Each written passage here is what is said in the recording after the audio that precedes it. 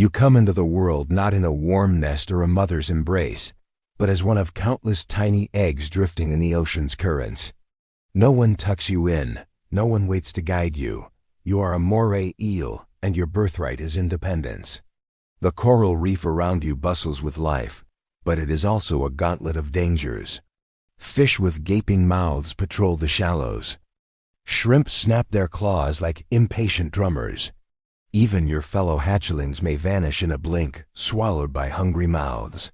You are translucent at first, a thin ribbon of life more ghost than predator. Your body is already shaped for what is to come, long and sinuous, muscles tuned for wriggling into cracks and darting through shadows. No arms, no legs, no armor. Only instinct and the hope that you can make it long enough to grow teeth. From your first flicker of movement, the ocean seems to whisper a simple rule: stay hidden, stay alive. In your earliest days, you drift like a fragile leaf in the current. Scientists call this stage the leptocephalus larva. You are nearly transparent, flat as a willow leaf, with a delicate body that seems designed more for evading notice than for fighting or feeding. Unlike most fish larvae, you do not gulp down plankton right away. Instead, you absorb dissolved organic matter from the water, a slow drip of energy that keeps you alive while you float and grow. This stage lasts months, even years, depending on your species. Time stretches out in the open ocean. Sunlight filters down in silver beams. Each day you balance between being seen and being invisible. Larger fish pass by, jaws working like scissors. Sometimes you feel the shadow of a predator above you and freeze, praying your see-through body keeps you safe. There is no parent to teach you, no school of siblings to protect you. You learn by accident, through near misses. When something brushes too close, your thin body flexes like a whip and carries you away. When food drifts near, you open your tiny mouth and take it in, learning the rhythm of swallowing and sensing nourishment. Your most important lesson comes quietly. You discover that cracks, crevices, and dim places give you a kind of safety. The instinct is ancient. Long before you have teeth, long before your muscles are strong, you begin to recognize the value of shadows. Still, many of your kin vanish. Some disappear into bellies of fish, some starve, some drift too far from reefs and die in the blue void. But you survive. Your body lengthens, hardens, and your mouth begins to take on the curved, sinister shape that will make you a hunter. Slowly, you prepare to trade drifting for stalking and innocence for hunger. The day arrives when drifting and nibbling on invisible food no longer satisfies. You are no longer a ghostly larva. You have transformed into a young Moray eel, small but unmistakably fierce in outline. Your body is serpentine, flexible, designed for squeezing into coral tunnels. Most striking are your jaws, lined with sharp conical teeth that now jut forward, perfect for gripping slippery prey. You peer from your hiding place within the reef. Your nostrils are finely tuned to chemical trails in the water. Unlike many fish, you do not rely heavily on sight. Instead, your sense of smell guides you. A faint signal drifts by, the musky hint of a small reef fish nearby. Your muscles tense, and for the first time in your life, you feel the electric pulse of hunting.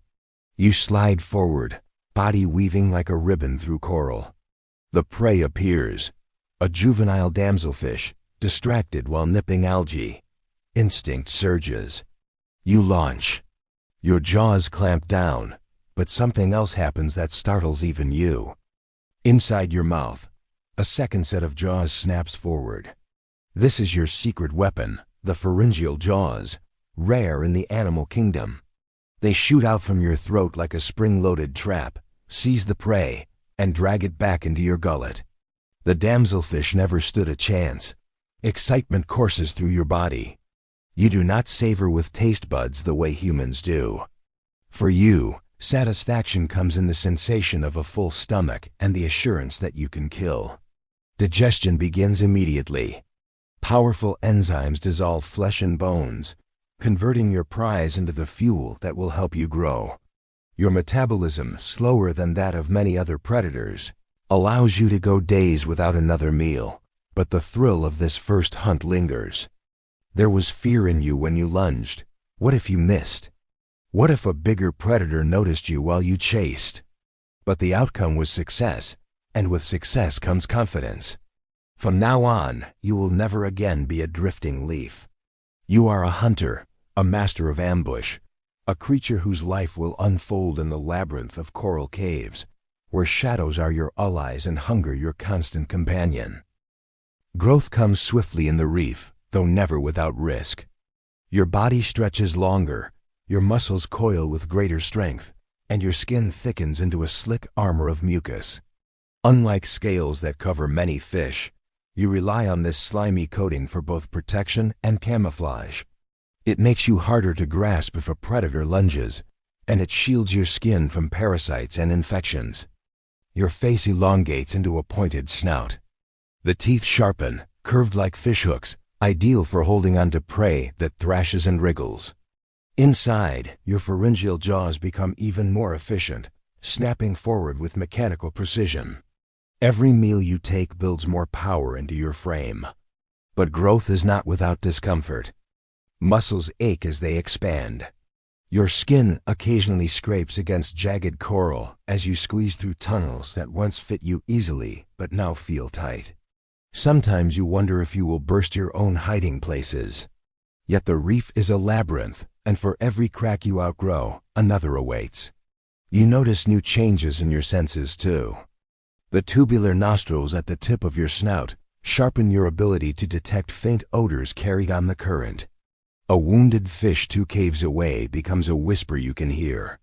Your eyes, though not keen at long distances, are tuned for dimness, allowing you to read the twilight of your world with ease.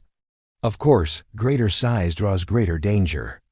Reef sharks cruise nearby, and groupers larger than your body weight to gulp down careless eels. Sometimes you find yourself staring out of your burrow at a passing predator, both of you frozen, measuring each other. You retreat, pulse racing, promising yourself that next time you will be stronger. Growth is a gift, but it is also a challenge. Every inch you add to your length must be defended. Then comes a season of trial. The reef seems quieter, emptier. The small fish you once hunted vanish, perhaps swept to deeper waters by changing currents. You prowl through coral tunnels, searching, but the scent trails are faint and the nights grow long without a meal. Hunger gnaws at you like a constant storm. Your body slows in response, conserving what little energy remains. The Moray Eel's metabolism is slow, a hidden blessing. Unlike fast-burning predators, you can endure days, even weeks, between hunts. Yet endurance has limits. Each time you lunge at a shadow, your muscles feel heavier, your strikes weaker. Illness follows hunger. A scrape against coral festers without quick healing, leaving you sluggish. Parasites cling to your skin, sapping strength. You withdraw deeper into your crevice, resting more than moving. Days pass in a blur of dim light and fatigue. But survival favors those who adapt. One night, fortune brushes against your nostrils. The wounded smell of an injured fish drifts into your hiding place. You lurch forward with the last reserves of strength, jaws snapping, success. The meal is messy, desperate, but it floods your body with much-needed energy. Slowly, you recover. The reef has taught you something cruel and necessary. Hunger is not an enemy you defeat once, but a companion that returns again and again. You learn to respect it, to fear it, and above all, to prepare for its return. At last you reach your full stature. You stretch 2 meters long, a sinuous ribbon of muscle and teeth, draped in a pattern of mottled brown and yellow that blends seamlessly with coral stone. Your presence is no longer that of a fragile larva, but of a reef lord, feared and respected by the creatures around you. With adulthood comes the urge for space. The reef is crowded with hunters, and every crack in the coral is prime real estate. You select a cave that suits you, narrow enough to shield your body, wide enough to launch a strike. This becomes your fortress. When other eels approach, you flare your jaws, displaying a mouthful of needles. It is both a warning and a necessity. Your gaping display, often mistaken by divers as aggression, is partly how you breathe, pumping water across your gills. But in these moments, it doubles as a show of ownership. Rival males do not yield easily. When another moray challenges you, the encounter is violent. Bodies coil, teeth clash, and both of you twist in a savage knot. The loser retreats bleeding, the winner holds the cave. Victory comes at the price of scars, but scars are the currency of adulthood. The hunger for territory is matched only by the hunger for mating. You begin to sense chemical cues in the water, pheromones signaling readiness from females. The drive is primal, irresistible, yet courtship is not tender. It is a wary dance full of testing. You approach, mouths gaping, bodies weaving together in careful spirals. For a moment, rivalry and hunger give way to the oldest rhythm of the ocean. Adulthood is no gentle plateau. It is a balance of power, a constant defense of territory, and a relentless pursuit of reproduction. You have survived infancy, endured hunger, and claimed your place. Now the future depends on whether you can pass your life into the next generation. The signals grow stronger in the water, undeniable. A female moray, her body shimmering slightly in the dim reef light, has chosen this territory as her rendezvous. You feel the pull of instinct more powerful than hunger, stronger even than fear. Courtship among morays is not a serenade of colors or dances like that of reef fish. It is subtler, intimate, and dangerous. You approach her slowly, both of you opening your jaws wide. To outsiders, it might look like aggression, but to you it is communication. The gesture tests trust, assures that neither of you is about to turn the other into dinner. Bodies twine, moving in loops that mirror one another, a cautious spiral that becomes bolder with each turn. At the peak of this ritual, your bodies align. She releases her eggs, thousands of delicate spheres that rise like a glittering storm into the water. You release your sperm, a cloud that mingles with her offering. Fertilization happens in the open, the ocean itself, the cradle of the next generation.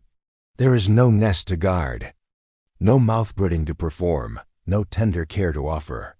The reef is too harsh for parenting, too unforgiving for sentimentality. Your role ends at fertilization. The eggs drift, scatter, and vanish into the great nursery of the sea, where only a fraction will survive. Yet, even without parental care, there's a kind of pride in this act. You have continued the ancient cycle, ensured that morays will keep haunting reefs long after your own muscles tire. For a brief moment, as you watch the eggs shimmer upward like sparks, you sense the continuity of life in all its fragile persistence. Then hunger and caution return, and you retreat into your cave. The years pass, and your body bears the marks of survival. Scars line your skin where rivals and predators struck. Your jaws, once razor-sharp, still snap with power, but your lunges are slower, your retreats less certain. The reef around you changes too. Corals grow and crumble, storms rearrange the seafloor, new generations of fish come and go. Yet the essence of your life remains the same. You wait in the shadows, ambush prey, defend your lair, and heed the ancient call to mate when the season comes. Each cycle repeats with minor variations, but always with the same goal: survival long enough to hand your existence to the next generation. Eventually, a night arrives when your strike falters. Perhaps a shark is quicker than before. Perhaps your body simply cannot twist with its former strength. The ocean, impartial and eternal, reclaims you. What remains of you feeds the reef, becoming nutrients that seep into coral polyps and fuel plankton swarms. In this way, you continue, not as an individual, but as part of the reef's eternal rhythm. Far above, sunlight filters down in shifting beams. Tiny eggs drift once more in the current, each carrying the faint spark of possibility. One of them will hatch into a fragile larva, transparent and trembling, destined to follow the same path you once walked. And so the cycle begins again, hidden in the shadows of coral, where the moray eel waits and watches, always hungry, always enduring.